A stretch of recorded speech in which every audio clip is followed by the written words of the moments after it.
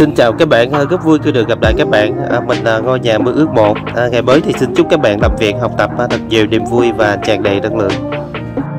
Khi các bạn có dịp nhìn ngắm cái mẫu nhà ba gian này thì các bạn sẽ cảm thấy rất là quen thuộc, phải không các bạn? Vì trong kênh YouTube của mình thì mình cũng đã có dịp review thực tế cái mẫu nhà ba gian này rồi. Và cái lần review cái video đó thì nó cũng chưa có được hoàn chỉnh lắm. Chính vì vậy mà mình sẽ quyết định thực hiện lại cái mẫu nhà này một lần nữa gửi đến mọi người tham khảo. Vì cái video mà review thực tế được rất là nhiều người quan tâm và hỏi nhờ tư vấn về cái mẫu nhà đó. Đó cũng chính là cái lý do mà mình thực hiện cái video lần này. Thời gian qua mình cũng thực hiện một số mẫu nhà truyền thống ba gian ở miền Tây được rất nhiều sự quan tâm và đón nhận của mọi người. Và mẫu nhà ba gian truyền thống này nó có rất là nhiều biến thể các bạn, vẫn giữ nguyên cái giá trị truyền thống, nhưng mà cái cách trang trí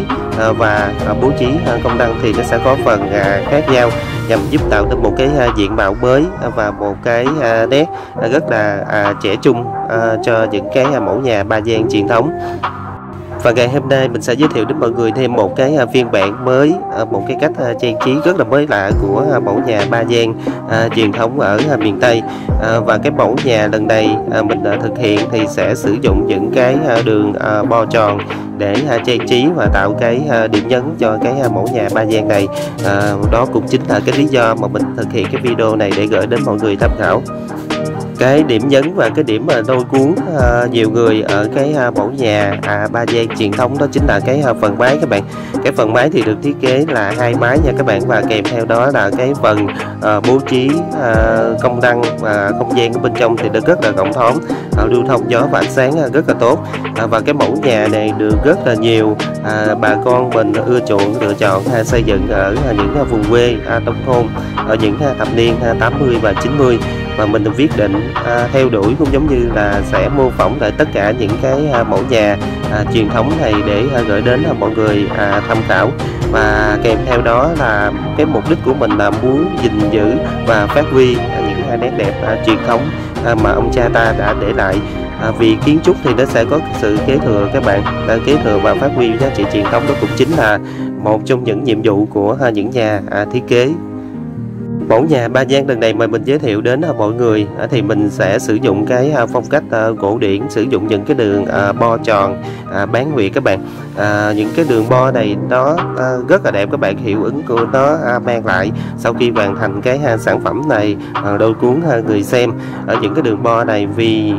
những cái đường bo này nó tạo nên một cái cảm giác cao ráo, và khi các bạn có dịp nhìn ngắm cũng giống như là mình đứng tại cái vị trí những cái vòm bo này, nó sẽ giống như là một cái bầu trời các bạn. Nó tạo nên một cái vẻ đẹp rất là hoài cổ. Và sau đây xin mời các bạn cùng mình tìm hiểu và phân tích một số điểm ở cái mẫu nhà ba gian này. Với chiều rộng mặt tiền là 9m và cái chiều sâu là 14m, được thiết kế đầy đủ công năng. Cái phần sảnh là rộng 2m. Cái khu vực gian bên trái và bên phải là hai cái gian thờ này thì cái chiều sâu của nó là 4,5m. 3 phòng ngủ, một phòng khách, một phòng sinh hoạt chung, gian thờ và một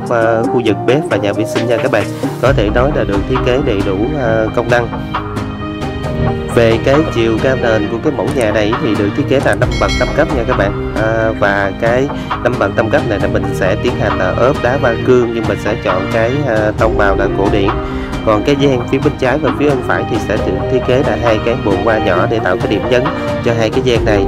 Và tại cái vị trí hai cái gian mà bên trái bên phải thì mình không có thiết kế cái cửa 4 cánh, mà sẽ được thiết kế là một cái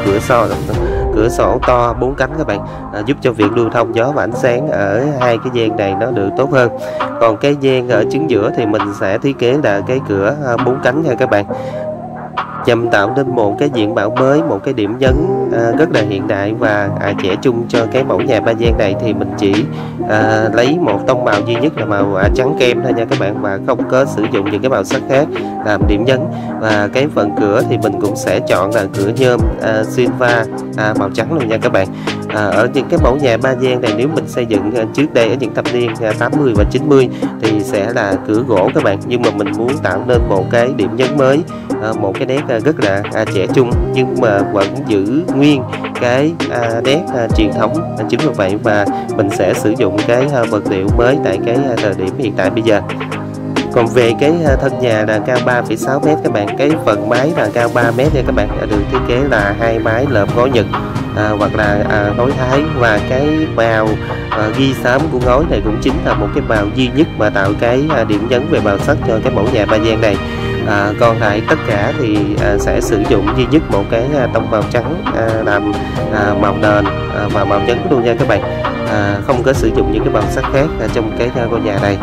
Tổng thể cái ngôi nhà này sau khi hoàn thành xong thì nó rất là trẻ trung, rất hiện đại, nhưng mà mang đậm ở trong đó là những cái dấu ấn cổ điển của mẫu nhà ba gian ở miền Tây. Khi mà mình lựa chọn một cái mẫu nhà nào đó để mình quyết định xây dựng thì nó sẽ phản ánh lên được cái tính cách của gia chủ, phải không các bạn? Cái mẫu nhà này mình sẽ gửi gắm đến những cái gia chủ yêu cái nét truyền thống ở miền Tây và yêu cái nét cổ điển, thì mình sẽ lựa chọn cái mẫu nhà này nó sẽ rất là hợp lý. Vì những cái mẫu nhà ba gian truyền thống này thì cái công năng thờ nó sẽ được tập trung nhiều hơn là những cái công năng khác nha các bạn. Và cụ thể trong cái mẫu nhà ba gian này thì sẽ được thiết kế tổng cộng là ba cái gian các bạn, và hai cái gian thì sẽ tập trung nhiều vào cái công năng là thờ phụng. Về phần chi phí hoàn thiện của cái mẫu nhà này thì tổng diện tích xây dựng là 126 m², phải không các bạn? Còn về hoàn thiện cái vật liệu và nhân công cho cái mẫu nhà này thì nó lợp ngói thì nó sẽ dao động khoảng 5 triệu cho lên 1 m² nha các bạn. Còn nếu như cái kinh phí của mình hạn hẹp thì mình sẽ chuyển xuống cái phương án là lợp ton giả ngói, thì nó sẽ dao động khoảng hơn 4 triệu 1 m². Còn về phần nhân công của cái mẫu nhà này thì nó sẽ dao động khoảng 1,2 triệu cho lên 1 m² nha các bạn. Vì đây chính là nhà hai mái, chính vì vậy mà cái phần nhân công của nó sẽ cao hơn, và kèm theo đó là cái phong cách của nó cổ điển nữa, nó sẽ tốn rất là nhiều công hơn so với những cái mẫu nhà mà theo cái phong cách hiện đại. Cái điểm nhấn của cái mẫu nhà này như mình nói ở ban đầu đó chính là những cái vòm bán nguyệt các bạn. Những cái vòm này nó thực hiện cũng tương đối là khó nha các bạn, vì để tạo nên một cái vòm mà cái độ uốn của nó mịn, nó mượt mà thì cũng tương đối là khó cho cái việc thi công nha các bạn. Nhưng mà hoàn chỉnh thì nó đã tạo nên một cái hiệu ứng rất là đẹp và cái điểm nhấn rất là đắt giá cho cái ngôi nhà ba gian này là những cái vòm bán nguyệt nha các bạn. Còn về cái phần mái thì sẽ được tạo điểm nhấn bằng những cái bán chải nha các bạn, và ghìa mái tại cái vị trí cách tán thì sẽ được tạo điểm nhấn bằng những cái gon chỉ âm. Vì sao cái mẫu nhà này theo phong cách cổ điển mà mình không có chọn đó chính là cửa gỗ, mà mình sẽ chọn là cửa nhôm silva màu trắng các bạn, nhằm mục đích là nhằm giảm cái chi phí xuống tối thiểu cho cái nhà này. Chính vì vậy mà mình sẽ không có chọn là cửa gỗ mà mình sẽ chọn là cửa nhôm silva, giúp giảm cái chi phí hơn. Nếu như mình không có yêu thích cái nhôm silva thì mình nhà này thì mình sẽ chọn cái cửa gỗ thì nó sẽ rất đúng chất nha các bạn. Việc lưu thông gió và ánh sáng của mẫu nhà ba gian này nó rất là tốt các bạn, đến từ cái phần sảnh trước, cái phần sân sau và khoảng ở phía bên trái và phía bên phải, giúp cho ngôi nhà này nó lưu thông gió và ánh sáng được tốt hơn. Và kèm theo đó thì cái vẻ đẹp của mẫu nhà ba gian này nó đến từ cái phần chiều cao mái các bạn. Chính vì vậy mà mình đứng tại cái vị trí nào mình quan sát cái mẫu nhà ba gian này cũng đều rất là đẹp, và tạo nên một cái cảm giác rất là hoài cổ khi có dịp nhìn ngắm cái mẫu nhà ba gian này. Chia sẻ thêm một phần nữa là nếu như mình không có yêu thích cái ngói Nhật, ngói Thái thì mình sẽ chuyển sang cái phương án là lợp ngói đỏ cho cái mẫu nhà này, thì nó cũng rất là hợp lý các bạn, cũng rất là đẹp. Còn về cái phần gạch thì mình sẽ chọn là gạch 80-80 nha các bạn, vì gạch 80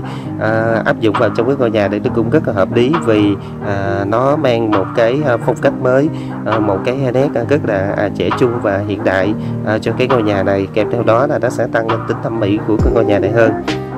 Còn về cái phần trần thì sẽ được chọn là trần thạch cao nha các bạn. Mình sẽ đóng giật cấp tại cái vị trí khu vực phòng thờ, gian bên trái bên phải, và khu vực bếp và phòng ăn. Còn lại ba cái vị trí phòng ngủ thì mình sẽ chọn là trần thạch cao phẳng nha các bạn, nhằm giúp giảm cái chi phí trần thạch cao, nhưng mà nó vẫn hoàn thành cái công tác trần thạch cao, giúp cho ngôi nhà này nó càng trở nên đẹp hơn, sinh động hơn và tăng tính thẩm mỹ hơn nha các bạn. Ngoài ra cái điểm nhấn của mẫu nhà ba gian này nó còn đến từ hai cái bồn hoa nhỏ phía bên gian bên trái và phía bên phải các bạn, nhằm giúp cho ngôi nhà này nó càng trở nên sinh động hơn, và cái điểm nhấn tại hai cái gian này nó được nhiều hơn, và kèm theo đó là thu hút cái ánh nhìn của nhiều người khi có dịp quan sát cái mặt tiền của cái mẫu nhà ba gian này. Mẫu nhà ba gian thì nó rất là phù hợp để lựa chọn xây dựng ở những vùng quê nông thôn có cái mảnh đất rộng, cái chiều rộng bằng tiền thì từ 9 mét trở lên thì rất là phù hợp lựa chọn cái mẫu nhà này để xây dựng các bạn. Vì cái mẫu nhà này thì mình không thể nào tiến hành xây dựng với những cái mảnh đất và cái chiều rộng bằng tiền nó khoảng 7-8 mét mà nó sẽ không có phát huy hết được cái vẻ đẹp của nó. Phần này mình cũng chia sẻ để giúp cho mọi người trong quá trình mình lựa chọn thì nó sẽ được phù hợp hơn và lựa chọn những cái mẫu nhà mang tính chất khả thi hơn. Và mình vừa cùng các bạn trải qua phân tích một số điểm ở cái mẫu nhà ba gian này. Hy vọng thông qua cái video mà mình chia sẻ gửi đến mọi người có thêm một cái sự lựa chọn và sự tham khảo về những cái mẫu nhà truyền thống ở cái miền Tây nữa, để mình lựa chọn tham khảo trước khi xây dựng cho mình một ngôi nhà như mơ ước. Video của mình đến đây là xin kết thúc, và bây giờ xin nói lời chào tạm biệt và hẹn gặp lại các bạn ở những cái video lần sau. Nếu mọi người quan tâm cái mẫu nhà ba gian này thì xin mạnh dạn để lại cái comment bên dưới thì mình sẽ tư vấn thêm cho mọi người, vì trong khuôn khổ một cái video ngắn ngủi như thế này thì mình cũng chưa có thể bộc bạch hết và chưa có thể trình bày hết những cái điểm đặc trưng của cái mẫu nhà này. Và bây giờ xin mời các bạn cùng nhìn ngắm lại một lần nữa vẻ đẹp kiến trúc của cái mẫu nhà ba gian mà mình chia sẻ trong cái video này nhé.